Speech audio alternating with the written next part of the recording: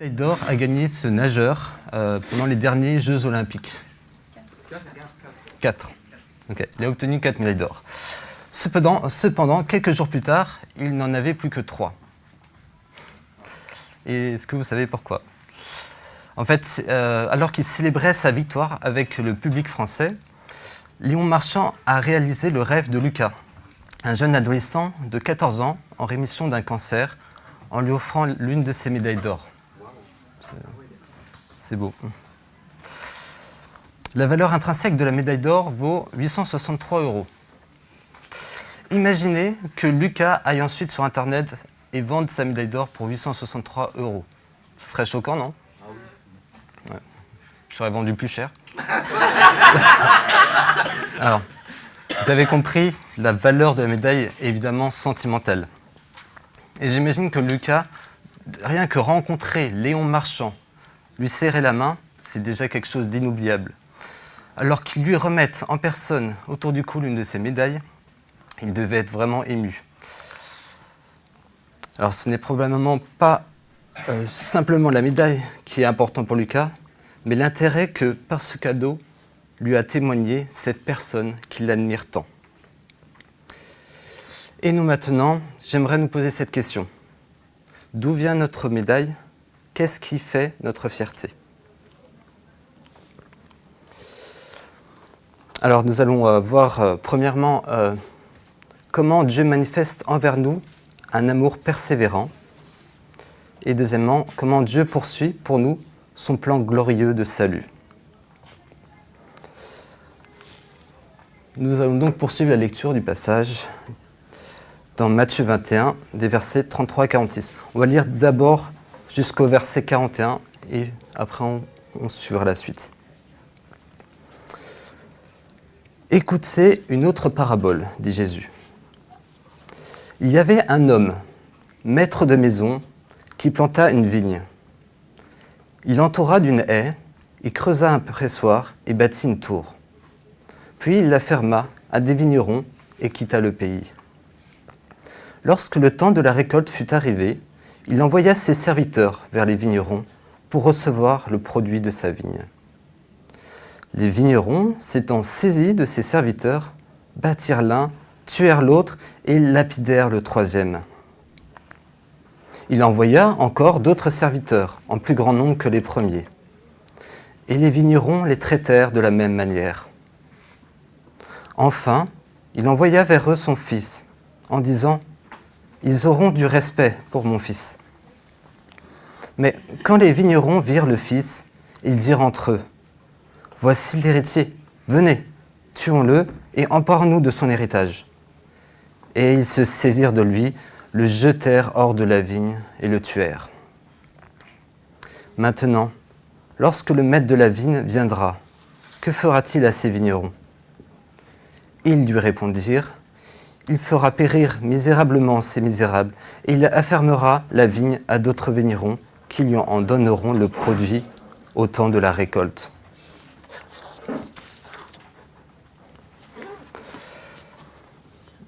À première vue, cette parole, elle est assez dure à entendre.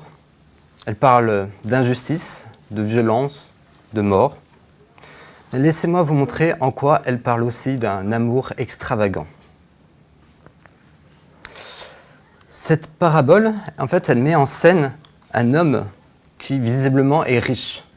Il a une terre, il a des serviteurs. Et il décide de cultiver sa terre pour produire du raisin. Et pour ce faire, il confie sa vigne à des vignerons pour son exploitation. Au moment de la récolte, il leur demandera en nature le prix qui correspond au prix du loyer de la vigne. Jusqu'ici, tout va bien, tout est en règle. Mais il y a plusieurs événements choquants qui viennent à se produire. Le maître de la vigne envoie quelques-uns de ses serviteurs à sa vigne pour percevoir le loyer. Les vignerons s'y opposent et ils se montrent violents au point de commettre un meurtre. À cause des vignerons, une personne est morte. Le maître et sa maison ont dû surmonter probablement un deuil. C'est quand même assez cher payé de perdre la vie d'un homme pour quelques grappes de raisin. Malgré cela, le maître envoie à nouveau plusieurs de ses serviteurs. Certains sont blessés et la maison du maître se retrouve à nouveau en deuil. Mais jusqu'à quand cela va continuer? Et de manière surprenante, le maître persévère et envoie maintenant son fils pour leur demander le fruit de la récolte. Alors, de manière concertée et réfléchie, les vignerons le mettent à mort, se disant qu'ainsi ils auront en toute légitimité la possession de la vigne. Alors, pour résumer en une phrase la parabole, la question qui est posée ici est: qui est le légitime propriétaire de la vigne? Le maître ou les vignerons? La parabole nous présente des vignerons qui sont locataires de la vigne, mais qui cherchent à devenir propriétaires. Et nous avons le maître propriétaire de la vigne qui, jusqu'ici, est beaucoup trop patient à leur égard. Alors, voilà. Dans cette parabole, en fait, Jésus il reprend une parabole qui est citée dans le livre d'Ésaïe, au chapitre 5. Et alors, on peut comprendre que le maître de la vigne, en réalité, c'est Dieu. La vigne, c'est le royaume d'Israël. Les vignerons, ils représentent les responsables du peuple d'Israël, situé à Jérusalem. Et les serviteurs sont les prophètes que Dieu a envoyés vers son peuple pour le ramener à lui. Et cette parabole, elle vient dénoncer avec force l'attitude des responsables d'Israël. Ils usent d'autorité sur le peuple pour leur propre intérêt et non pour Dieu. Tout comme les vignerons, ils ont été violents envers les prophètes. Tout comme les vignerons, ils ont eu la folie de croire que par leur violence, ils pourraient soumettre à leur profit le peuple d'Israël, tout en conservant l'approbation de Dieu à leur égard. Quand nous écoutons cette parabole, nous avons envie de crier à l'injustice. Ce que font les vignerons est d'une extrême violence, et leur manière de réfléchir semble proche de la folie. Et voilà. Alors que Jésus était à Jérusalem, Jésus vient adresser cette parabole aux responsables d'Israël qui l'écoutent. Et Jésus, au verset 40, leur pose cette question. À votre avis, lorsque le maître de la vigne viendra, que fera-t-il à ces vignerons? Et les responsables d'Israël eux-mêmes, sans hésiter, ils prononcent un verdict sévère et sans appel. Le maître doit faire mourir les vignerons et donner la vigne à d'autres. Ainsi, ils reconnaissent que leur condamnation est juste. Ils se condamnent eux-mêmes. Voilà. Cette parabole, elle dénonce certes l'égarement des responsables d'Israël, mais j'aimerais vous montrer qu'elle parle aussi de l'amour extrême de Dieu à leur égard. La parabole pose question, on se demande, mais pourquoi Dieu fait-il preuve d'autant de patience, d'une patience aussi démesurée envers les responsables d'Israël? Je ne vois pas directement dans cette parabole la réponse à cette question, mais elle me paraît assez évidente. Dieu est patient parce qu'il a un amour démesuré pour eux. Voici ce que Jésus dira plus tard au chapitre 23. Et il exprime, à mon sens, la pensée aussi du maître de la vigne de la parabole. Jérusalem, Jérusalem, qui tue les prophètes et qui labide ceux qui te sont envoyés. Combien de fois ai-je voulu rassembler tes enfants, comme une poule rassemble ses poussins sous ses ailes, et vous ne l'avez pas voulu. Dans ce passage, Jésus se compare à une poule, et les responsables d'Israël, ainsi que le reste du peuple, sont ses poussins.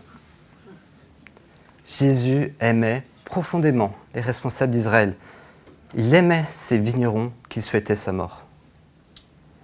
Et ce n'est pas pour rien qu'on le voit pendant une bonne partie de l'Évangile, les appeler avec force et solennité à la repentance. Et j'aimerais vous dire concrètement, je ne suis pas meilleur que ces vignerons. je porte aussi en moi les mêmes racines, me conduisant à me révolter contre le Maître.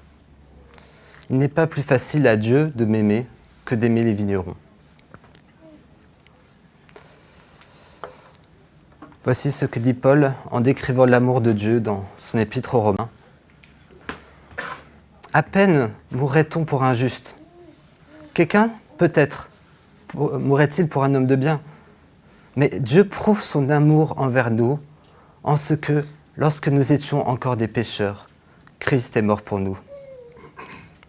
Car si, lorsque nous étions ennemis, nous avons été réconciliés avec Dieu par la mort de son Fils, à plus forte raison, étant réconciliés, serons-nous sauvés par sa vie.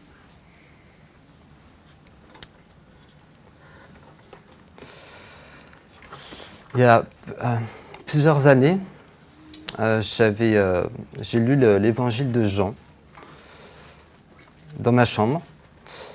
Et en lisant l'évangile, je réalisais à quel point Jésus n'était pas un simple homme. Il est Dieu. Il est vraiment Dieu.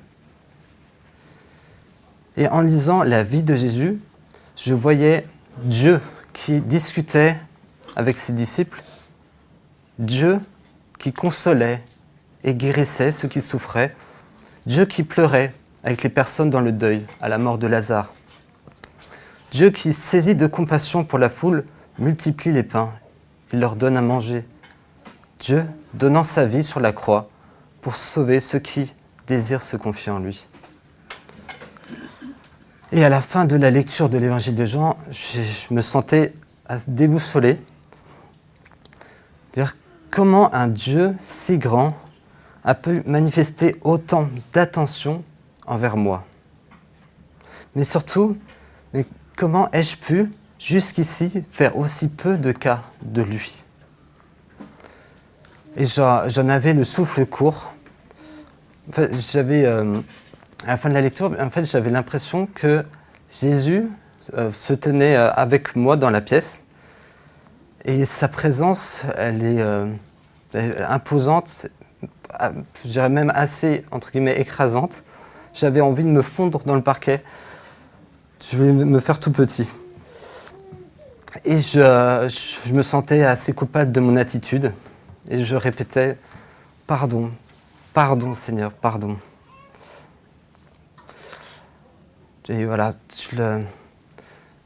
c'est une expérience assez forte que j'ai vécue avec Dieu.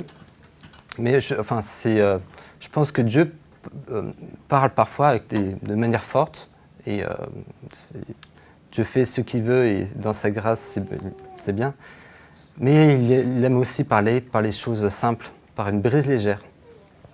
Comme des vagues qui viennent façonner au cours du temps la roche. Bien, la parole de Dieu vient travailler nos cœurs. Mais par ces expériences, Dieu se plaît, je trouve, souvent à venir nous déboussoler. Il vient nous chambouler, presque nous déraciner parfois. Et ces expériences nous poussent à faire un pas de foi. Je me rappelle, quand j'étais tout petit, on partait en vacances à Montpellier, à la plage. Et voilà, je me retrouvais sur la plage avec mon père. Et mon père me disait, viens, on va aller nager. Et à un moment donné, assez loin de la côte, il y a un banc de sable. On pourra se tenir debout au milieu de la mer. Alors j'étais assez curieux. C'était assez excitant.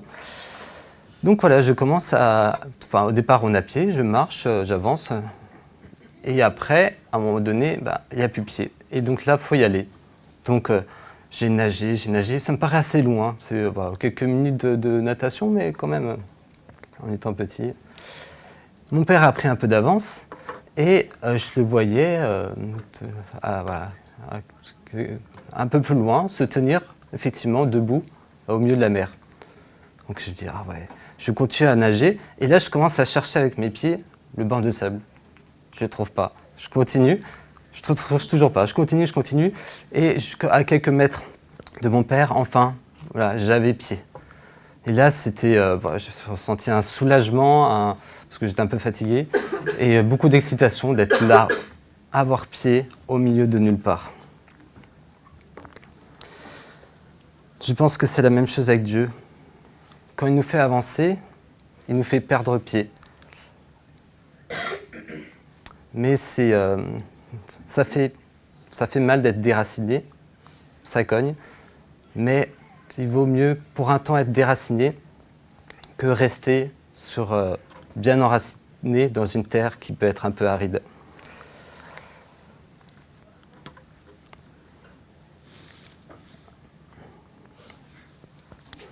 Nous avons vu dans ce passage l'amour que Dieu a, un amour patient et extravagant envers les hommes.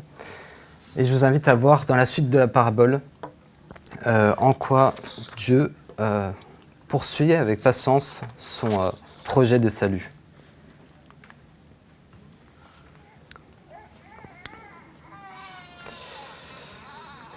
Hop. Jésus leur dit : « N'avez-vous jamais lu dans les Écritures, la pierre qu'ont rejetée ceux qui bâtissaient est devenue la principale, celle de l'angle. C'est du Seigneur que cela est venu, et c'est un prodige à nos yeux. C'est pourquoi je vous le dis, le royaume de Dieu vous sera enlevé et sera donné à une nation qui en rendra les fruits. Celui qui tombera sur cette pierre s'y brisera, et celui sur qui elle tombera sera écrasé. » Après avoir entendu ces paraboles, les principaux sacrificateurs et les pharisiens comprirent que c'était d'eux que Jésus parlait. Et ils cherchaient à se saisir de lui. Mais ils craignaient la foule parce qu'elle le tenait pour un prophète. Alors dans ce passage, le verset qui me paraît tout à fait central, c'est le 43, où il nous dit que le royaume de Dieu vous sera enlevé et sera donné à une nation qui en rendra les fruits. Il y a un parallèle assez évident entre ce verset, le verset 43, et le verset 41 que nous avons vu tout à l'heure. Verset 41, les responsables d'Israël avaient conclu de la parabole que la vigne doit être retirée de la main des vignerons rebelles au profit d'autres vignerons. Et là, Jésus, au verset 43, il explique que la vigne était une image du royaume de Dieu. Ce royaume sera enlevé aux responsables d'Israël et donné à une autre nation. Je me trompe peut-être, mais j'ai l'impression que Jésus, ici, il cherche un peu à rendre jaloux les responsables d'Israël. Et on peut le voir dans un autre passage, en Romains chapitre 11, où Paul décrit clairement cette intention de Dieu. En fait, en disant cela, Jésus met l'identité même d'Israël à mal. Prononce un verdict sans appel. Ils étaient jusqu'ici le royaume de Dieu. Désormais, ils ne le seront plus. Dieu fera émerger une autre nation, dans laquelle il établira son royaume. Et quelle sera la différence entre Israël et cette nation ? Eh bien, la différence, c'est que Dieu ne fera plus l'économie des fruits. Cette nation aura une caractéristique particulière, elle portera du fruit pour Dieu. Et on peut voir les versets qui précèdent et qui suivent le verset 43, ils décrivent finalement le plan de Dieu, que Dieu a conçu pour faire émerger cette nation, malgré l'opposition des hommes. Alors, avant de voir ces deux prophéties, j'aimerais vous poser une question. Dieu est-il orgueilleux en voulant montrer aux hommes sa gloire ? Devrait-on être gêné que Dieu révèle sa gloire ? Alors, la Bible nous dit que Dieu a montré sa gloire à tous les hommes, à travers sa création. Dieu montre sa gloire en faisant tomber la neige, d'une blancheur immaculée sur l'herbe. Il montre aussi sa gloire en créant les étoiles que nous observons la nuit. Les scientifiques ont des télescopes, ils ne cessent d'observer, fascinés par l'immensité de l'univers. Et d'autres comme moi aiment sont fascinés par la complexité du corps humain et sa simplicité que Dieu a créée. Spontanément, on est attiré par ce qui est beau, ce qui est grand. Nous cherchons à admirer une belle œuvre et nous cherchons aussi à connaître la personne qui en est l'auteur. Dieu, en nous partageant sa gloire, il cherche une relation avec nous. En fait, il veut simplement que nous apprenions à le connaître en nous partageant ce qui fait sa joie. Et c'est aussi dans cet état d'esprit que les prophètes de l'Ancien Testament, ils ont cherché à comprendre le plan de salut prévu par Dieu pour les hommes. Ouais, je ne l'ai pas mis, c'est pas grave. Par exemple, dans 1 Pierre, chapitre 1, il est dit, versets 10 à 12, « Les prophètes qui ont prophétisé, touchant la grâce qui vous était réservée, ont fait de ce salut l'objet de leur recherche, de leur investigation. Voulant sonder l'époque et les circonstances marquées par l'Esprit du Christ qui était en eux et qui attestait d'avance les souffrances de Christ et la gloire dont elles seraient suivies. Il leur fut révélé que ce n'était pas pour eux, mais pour vous, qu'ils étaient les dispensateurs de ces choses. Que vous ont annoncé maintenant ceux qui vous ont prêché l'Évangile par le Saint-Esprit envoyé du ciel, et dans lesquels les anges désirent plonger leur regard. » Et je vous invite à vous mettre dans la peau de ces prophètes de l'Ancien Testament et qu'on puisse relire ces deux prophéties que Jésus cite à son sujet. Alors, la première prophétie, c'est au verset 42. Voici ce que dit Jésus. Il cite un psaume. Jésus leur dit « N'avez-vous jamais lu dans les Écritures, la pierre qu'ont rejetée ceux qui bâtissaient est devenue la principale de l'angle. C'est du Seigneur que cela est venu et c'est un prodige à nos yeux. » Ici, Jésus cite le psaume 118 qui a été écrit par soit David ou un roi de la lignée de David. Et dans ce psaume, le roi utilise l'image d'une pierre comme une métaphore de lui-même. Le psalmiste, le roi, a vécu un rejet fort au point d'être passé très près de la mort, mais Dieu l'a secouru et l'a rétabli au-delà de ce qu'il pouvait espérer. C'est au point que Dieu a fait de lui l'élément central pour l'édification du royaume en Israël. Et les interprètes juifs qui ont lu ce passage, bien avant l'arrivée de Jésus, ils voyaient déjà dans ce psaume une allusion au Messie, au roi, attendu par Israël. Et ici, Jésus s'identifie à cette pierre rejetée. Mais si on met en parallèle cette prophétie avec la parabole, on voit que la prophétie a une portée qui va beaucoup plus loin. On comprend que la pierre rejetée est aussi le fils condamné à mort de la parabole. Du coup, sa réhabilitation implicite et annonce sa résurrection. Donc le message envers les responsables d'Israël est assez fort. Même s'ils rejettent le Messie, le royaume de Dieu ne leur appartient pas plus pour autant. À travers son Fils, Dieu réhabilitera son royaume et le fera perdurer au milieu des hommes, malgré leur opposition.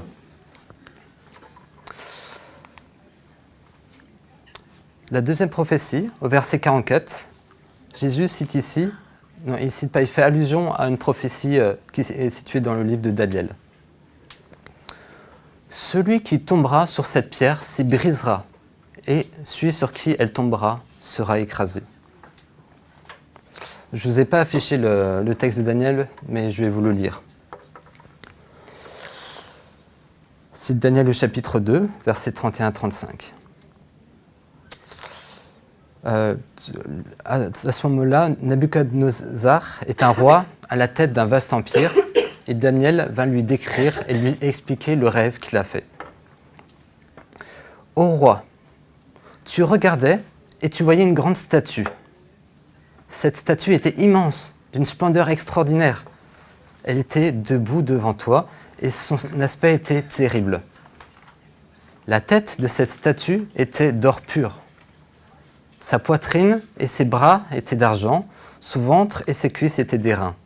Ses jambes de fer, ses pieds en partie de fer et en partie d'argile. Tu regardais, lorsqu'une pierre se détacha sans le secours d'aucune main, frappa les pieds de fer et d'argile de la statue et les mit en pièces. Alors le fer, l'argile, l'airain, l'argent et l'or furent brisés ensemble et devinrent comme la balle qui s'échappe d'une aire en été. Le vent les emporta et nulle trace n'en fut retrouvée. Mais la pierre qui avait frappé la statue devient une grande montagne et remplit toute la terre. Alors dans ce rêve, Daniel explique que les différents matériaux de la statue représentent des vastes royaumes qui se succèdent sur la terre. Mais l'intérêt principal qui nous intéresse dans cette prophétie est l'entrée en scène de cette pierre. Et deux éléments sont intéressants. L'arrivée de cette pierre ne provient pas d'une volonté humaine. On pourrait penser qu'elle est arrivée par hasard, mais c'est un hasard avec un grand D. Cette pierre, elle s'étend sur la terre. Cette pierre est comparée, dans une certaine mesure, aux autres royaumes terrestres, dans le fait qu'elle remplit la terre. Nous pouvons remarquer, cependant, que cette pierre ne succède pas au royaume humain, mais les détruit et les remplace. Le royaume qui provient de cette pierre est d'une nature différente des autres royaumes humains. Elle devient finalement une montagne, comme a pu l'être, par exemple, aussi le mont Sinaï. En fait, les montagnes sont souvent, dans la Bible, le lieu où se produisent des cultes. Et sont souvent associés à les cultes sont souvent associés à des lieux élevés. Et ce royaume sera donc caractérisé par un peuple ayant une relation de proximité particulière avec Dieu. Alors si on cherche à conjuguer ces deux prophéties et d'en tirer le sens que Jésus veut donner, Jésus explique qu'il est cette pierre. Il aura un rôle tout particulier en ce qui concerne le royaume de Dieu. Il sera la pierre de l'édifice qu'est le royaume de Dieu. Il est également la pierre qui renversera les royaumes dominés par les hommes pour instaurer un royaume où l'homme sera réconcilié avec Dieu. Donc voilà, Jésus cite ici deux prophéties, mais en fait il y en a bien d'autres qu'il aurait pu citer. L'Ancien Testament, je ne sais pas combien, mais écrit par à peu près 40 auteurs différents sur une période de plus de 2000 ans. Et si nous voulons bien le voir, tous ces écrits nous sont parvenus essentiellement pour nous décrire la portée de ce qui s'est produit ce jour-là, lorsque Jésus, le Fils de Dieu, a donné sa vie sur la croix.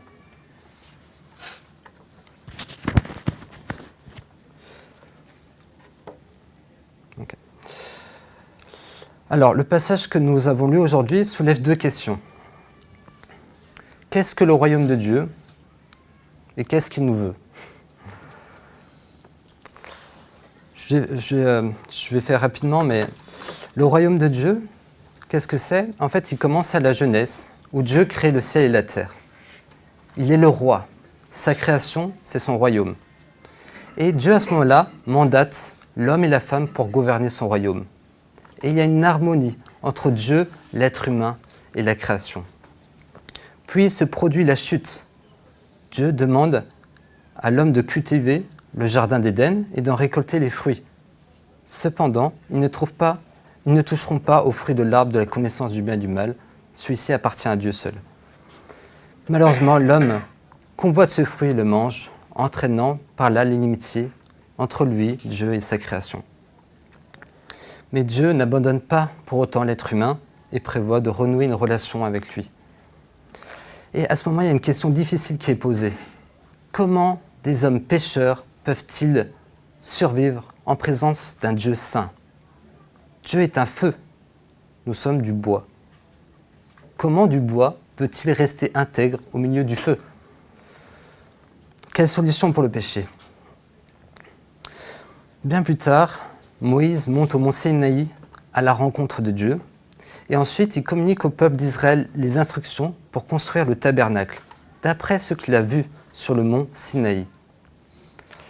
Le tabernacle, ce n'était pas la réalité du royaume de Dieu, mais une représentation de ce que Moïse a vu sur la montagne. Mais bien que ce soit qu'une ombre des réalités, Dieu a choisi de manifester sa présence glorieuse dans le tabernacle. Le tabernacle, qui sera plus tard le temple, il joue le rôle concrètement d'une ambassade du royaume de Dieu sur terre. L'accès à la présence de Dieu était restreinte à une petite pièce, le lieu très saint. Elle était séparée du reste du peuple, car l'homme pécheur ne pouvait survivre en présence d'un Dieu saint. Plus tard, on verra que dans le prologue de l'évangile de Jean, il nous y dit de Jésus, qui est surnommé la parole, qu'il a habité parmi nous, pleine de grâce et de vérité. Et nous avons contemplé sa gloire, une gloire comme la gloire du Fils unique venu du Père. Et en fait, si on prend une traduction qui est plus littérale, on ne dirait pas que Jésus a habité parmi nous, mais qu'il a tabernaclé. Il a été le tabernacle de Dieu parmi les hommes. Il est l'endroit où la gloire de Dieu se manifeste. Puis Jésus a été crucifié, mis à mort, puis ressuscité. Dieu fait de lui le roi du royaume de Dieu. Il n'a pas reçu une couronne similaire aux autres rois. Sa couronne a été une couronne d'épines. Il s'est donné lui-même sur la croix pour donner libre accès aux hommes à la présence de Dieu et pour faire sa demeure en nous par la foi. Alors, qu'est-ce que le royaume de Dieu et qu'est-ce qu'il nous veut? À travers le royaume de Dieu, c'est l'accès octroyé à des hommes et des femmes à la présence de Dieu par le sacrifice de Jésus.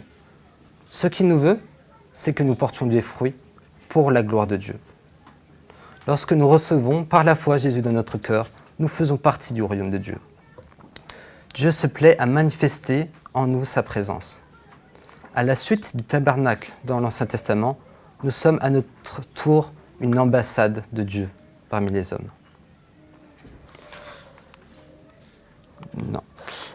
Jésus dira dans l'évangile de Jean, chapitre 15, « Comme le sarment ne peut lui-même porter du fruit s'il ne demeure attaché au cep, ainsi vous ne le pouvez pas non plus, si vous ne demeurez en moi. Je suis le cep, vous êtes les sarments. Celui qui demeure en moi et en qui je demeure porte beaucoup de fruits, car sans moi, vous ne pouvez rien faire. » Puis il ajoute, « Si vous portez beaucoup de fruits, c'est ainsi que mon Père sera glorifié et que vous serez mes disciples. Comme le Père m'a aimé, moi aussi, je vous ai aussi aimé. Demeurez dans mon amour. » Alors, c'est une question un peu philosophique que j'aimerais nous poser en conclusion. À quoi dépensons-nous notre vie? La vie est faite de beaucoup de choses qui sont bonnes d'ailleurs. Le travail, la famille, les amis, les loisirs. Si nous nous retrouvons pas trop dans l'épreuve, il est facile de prendre toutes ces choses pour acquises. La réalité, c'est que la vie parfois cogne. Il est évident que toutes choses ont une fin. Ces choses ne nous appartiennent pas, mais c'est une grâce que Dieu nous a permis de vivre pour un certain temps. Alors soyons toujours reconnaissants à Dieu pour chacune de ces grâces, même si elles s'évaporent parfois bien vite. En fait, Dieu nous prête vie et nous devrons un jour la lui rendre. La seule manière de ne pas perdre un jour la vie, c'est de la donner à Dieu un peu plus chaque jour. Et je trouve que une citation d'un missionnaire qui a consacré sa vie à Dieu et qui disait « Il n'est pas fou celui qui donne ce qu'il ne peut garder pour obtenir ce qu'il ne peut pas perdre. » Et voilà, j'aimerais que ce soit un peu ce qu'on retienne de cette parabole. que nous portions du fruit pour Dieu, parce que le fruit, on ne peut pas le garder pour soi. Je vais prier et je vais laisser ensuite Paul nous conduire pour la fin du culte. Seigneur Dieu, on te remercie pour ta parole. On te remercie de nous avoir parlé, de nous avoir envoyé Jésus pour nous communiquer ton amour envers nous, pour nous donner sa vie, et pour faire en sorte qu'on puisse porter du fruit pour ta gloire. Que notre vie a un sens en toi, qui a une portée éternelle. Seigneur, permets qu'on puisse être attaché de plus en plus à toi, plutôt qu'à nous-mêmes. Qu'on puisse comprendre qu'il y a plus de bonheur à donner qu'à recevoir. Travaille nos cœurs. Rapproche-nous encore plus de toi, Seigneur. Amen.